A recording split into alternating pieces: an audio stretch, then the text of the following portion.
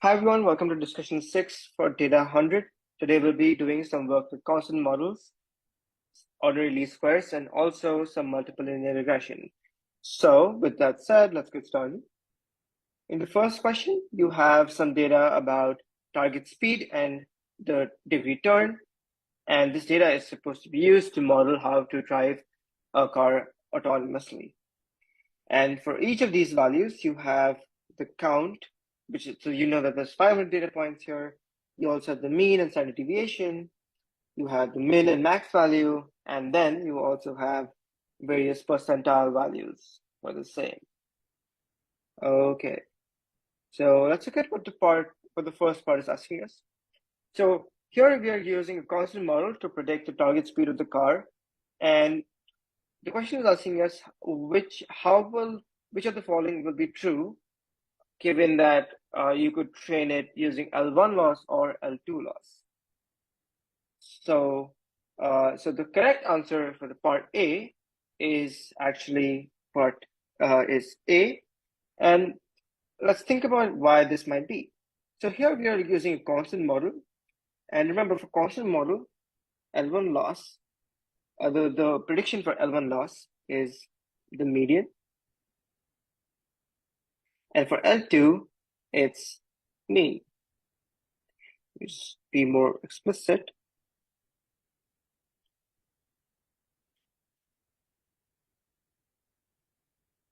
And so, well, let's see what where the median information is. So this is the median. This is the L1 estimate, and the mean is here. This is the L2 estimate. As you can see, if we use the L2 value, the target speed would be 32.9. And if we do use the L1 value, it will be 25.8. So given that, our L1 loss, and since it's a constant model, so that means that you'll always be predicting either 25.8 or 32.9. And given that information, now we know that L1 loss, if the model trained with L1 will always drive slower than the model trained with L2. Okay, so let's go to part B. Part B, we are hoping, is a little more helpful for your homework. Here we are given this new loss function, and we are asked to find the optimal theta value for this new model, for the constant model using this new loss function. So the way you want to do this is you want to take the derivative and set it equal to 0. You can also do the second derivative test to see whether that's a minimum, but we'll go from there. So let's get started with taking the derivative. So dr d theta, and here you can just take the derivative with respect to theta. So you can just put the derivative inside the sum.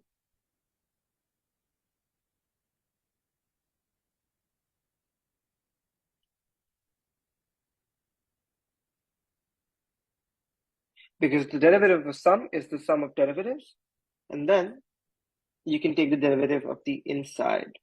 So 1 over n sigma I negative 2 yi as theta. Here we use the chain rule, and we can take everything which does not have an I outside, which in our case is negative 2. So we can write our expression as follows.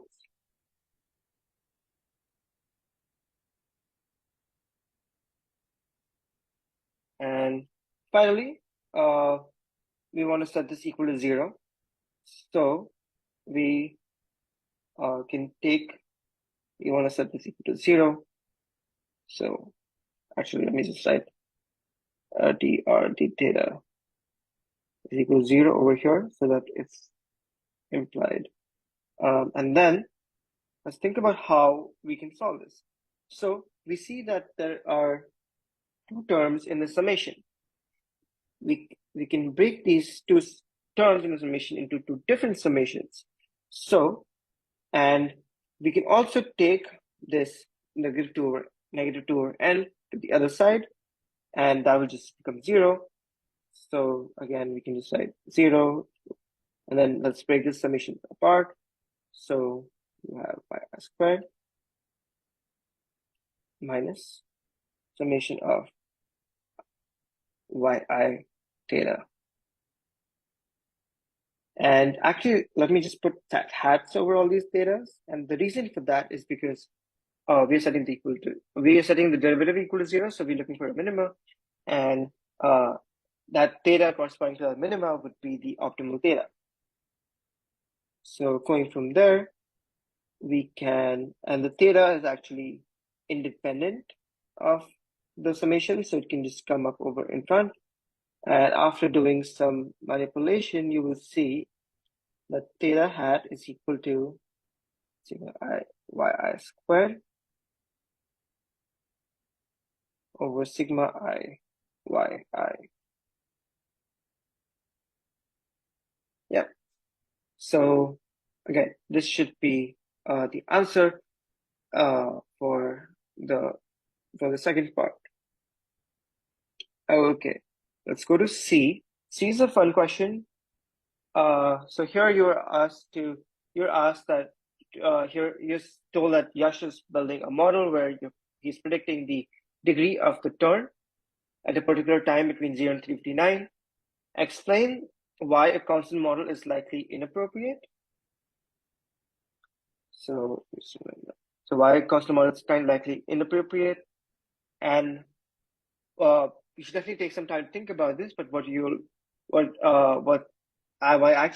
the constant model doesn't work is because, let's say, I explained this actually, I guess, with an example. Let's say you're taking your constant model suggests a 60-degree turn, so you'll constantly be moving in a certain direction.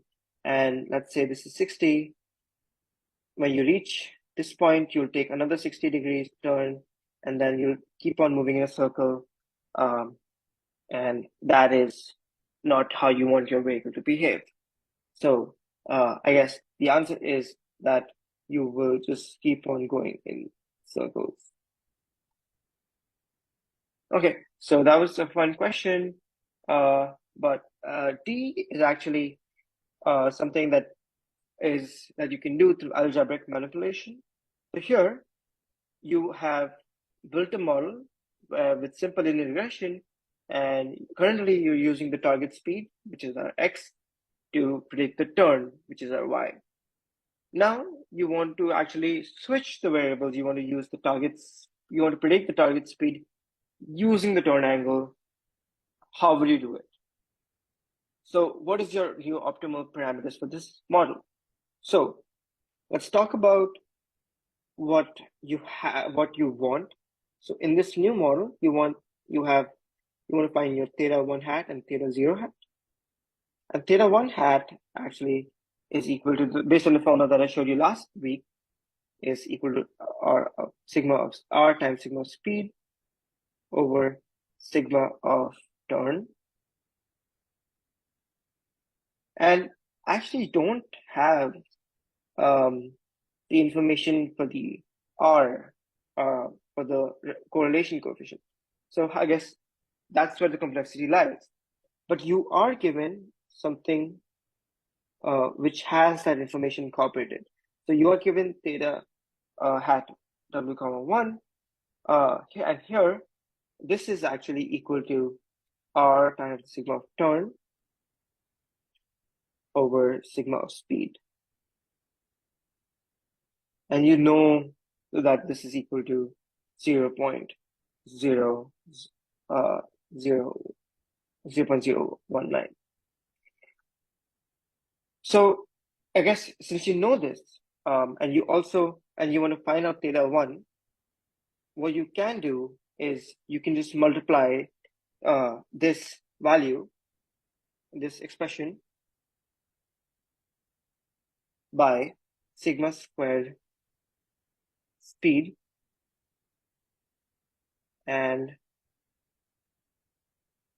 this over sigma squared term. Sorry, and then let me just actually move this around a little bit to make this more clear. And wait, actually, let me just keep, yeah.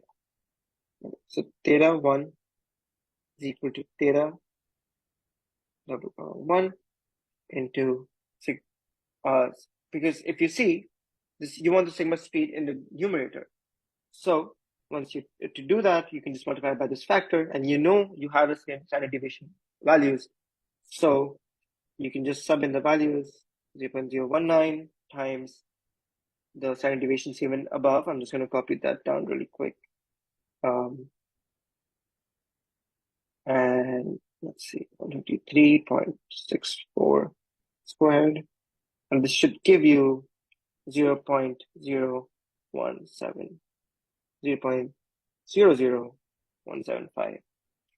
And then for theta 1, theta 0 hat, that is just equal to y bar minus theta 1 hat x bar. Now you have theta 1 hat x, theta 1 hat, and all you need to do is find the value of the y's, in which, in our case, y is our target speed, which is the mean of y values, which is 32.92 minus 0.0175 times 143.72. And this should give you 32.67. So this way you can use the values that were given to you to find the new optimal parameter values. Okay, so that was question 1, and I'll be back for question 2. Okay, so let's talk about question 2 for geometry of least squares. And before we actually go into the question, your discussion TA will actually discuss this particular figure for you. So this is a very nice representation, nice geometric representation for least squares, to understand these squares. So first of all, you need to understand the X matrix, which is given over here. Now this X matrix is your design matrix. So let me just write that down. This is your design matrix. And span of X is just the linear combinations of columns of X. So by linear combination, let's talk about it here. So here you talk about the prediction vector X alpha, but essentially alpha is a vector for 1, alpha 2, and so on, where alpha is the weight given to a certain column in X. So there's as many alphas as there are columns in X. So you could think of X alpha being an arbitrary vector on the plane of X, on the hyperplane of X. X theta, however, is the optimal parameter values. Theta is the set of alphas you could think of which are optimal to minimize the error. And here you can see that the response vector here, response vector y, is actually not in the column space of X. And that is because you have some inherent error in your data generation process, which is not captured by the inputs or by the data that you generate, by the features that you create.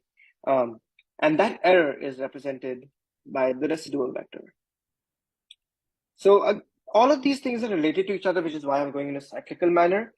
But essentially, the bigger picture is that you have a vector y, which is not in the span of X.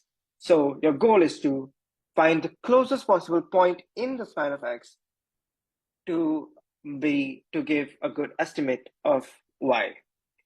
And doing so, you can minimize the error. And to minimize the error, you want to find the point which is perpendicular to the hyperplane.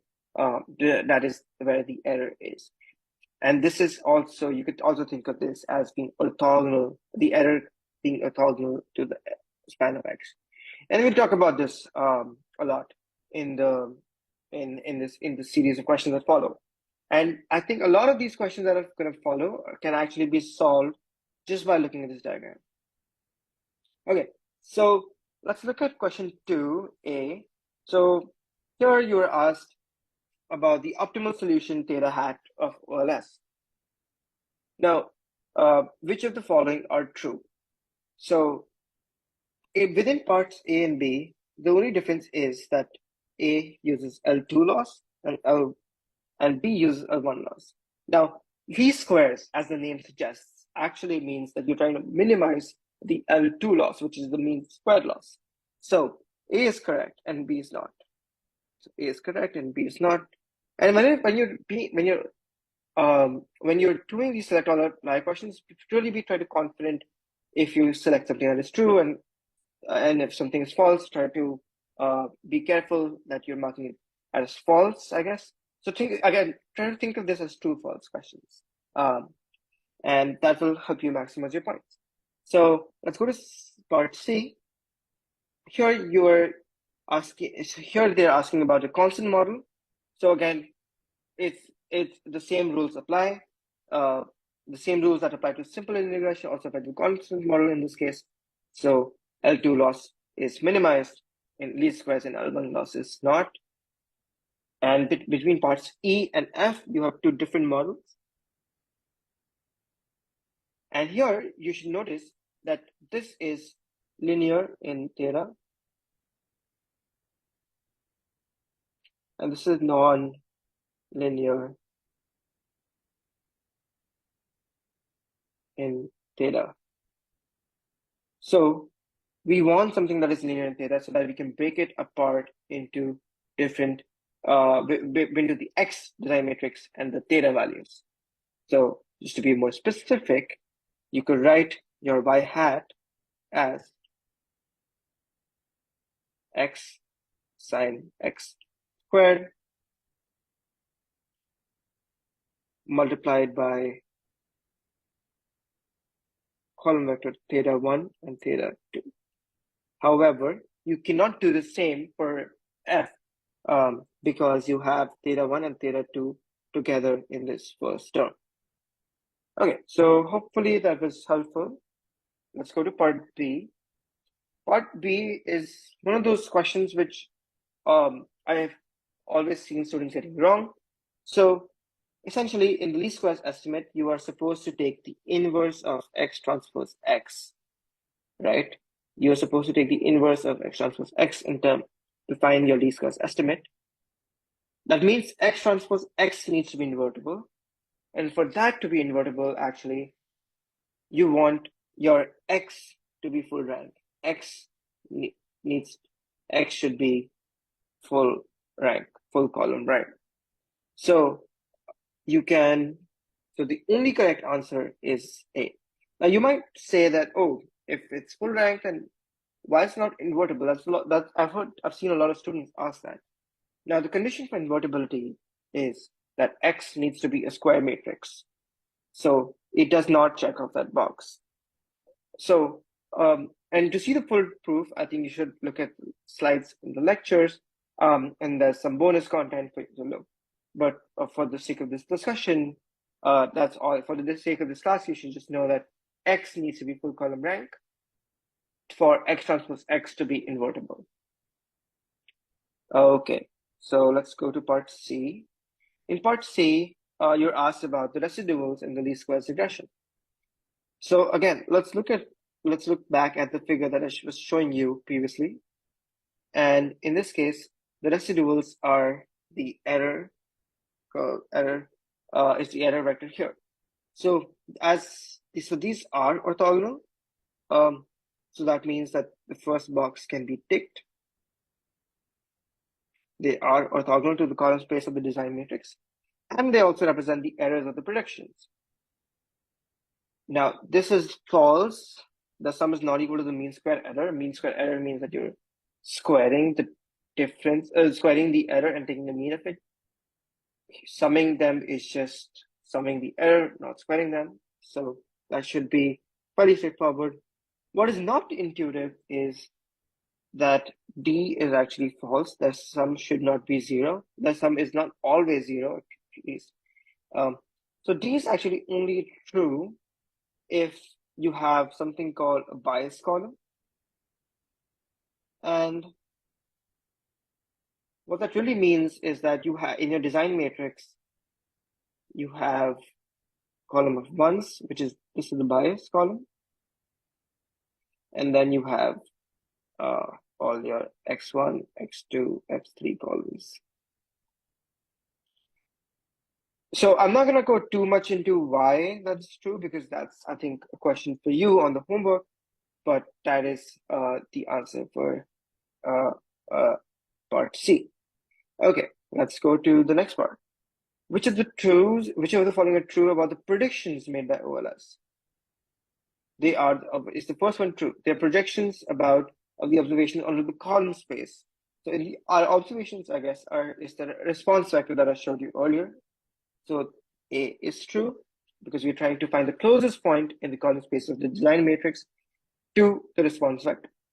The linear combination of the features, that is also true, and that's because they lie on the span of X. They are orthogonal to the residuals, and that is also true. Again, residuals are orthogonal to the span of X. The predictions are in the span of X, therefore the predictions are orthogonal to the residual. Are they orthogonal to the column space of the features? Well, they cannot be both linear combination of the features and be orthogonal. So that means that D is actually wrong. Okay, so now let's look at part E. So part E is asking us about this mysterious quantity, where V is equal to this quantity over here. Let's try to actually break that down into different pieces. Now we know theta hat, the optimal theta hat from these squares is actually X transpose X inverse X transpose Y. So we can actually break this down into Y minus X theta hat. So this is actually the residual vector for OLS. So for OLS. So that's something you should keep in mind when answering the question, and this will make it easier. But in part A, you will see that the part A is saying that the vector V represents residuals for any linear model, and that is false. And the reason for that, this is not that obvious, but this is the false. But this is only true for when you're doing the optimal linear model. This is theta hat, where the theta hat is optimal. If you have alpha, so for example, where you're using alpha predictions, it could be anywhere on this span of X, and that's not something we want.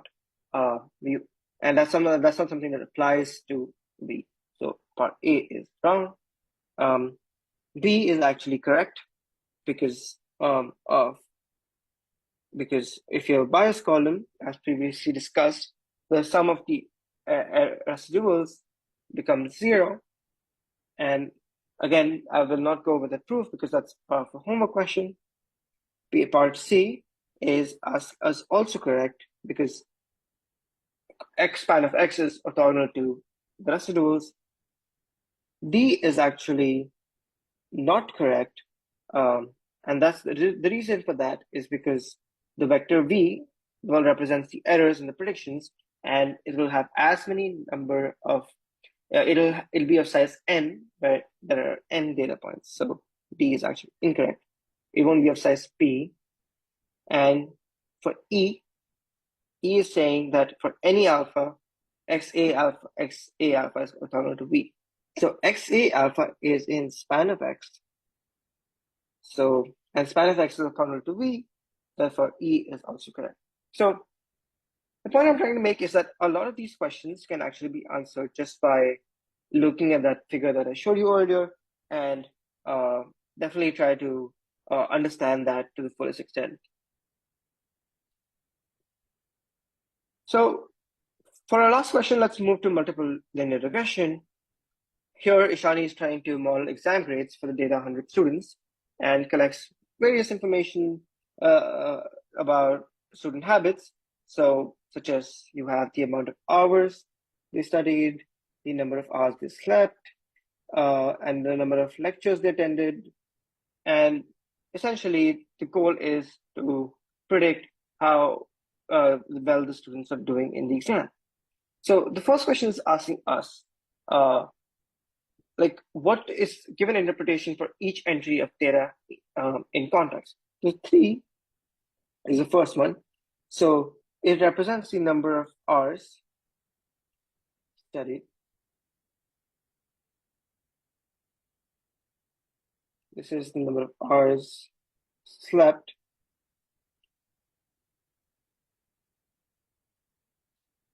And this is the number of lectures attended.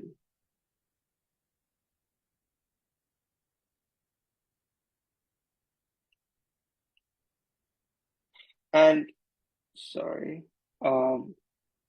And basically, what you should think, how you should interpret this is that this is kind of like a weight for those columns. So these are like, this is like the weight assigned to this column. So for example, for every hour that is studied, the midterm score, the exam score is supposed to go up by 3. And so again, for every hour slept, the exam score is supposed to go up by 2. And for the number of lectures attended, for each lecture that is attended, the exam score is supposed to go up by 1. So you should think of theta hat as weights for features. So features are these different columns, the labels, and I'm going to put that in inverted commas because this will become more clear in the feature engineering lecture. But that was part A.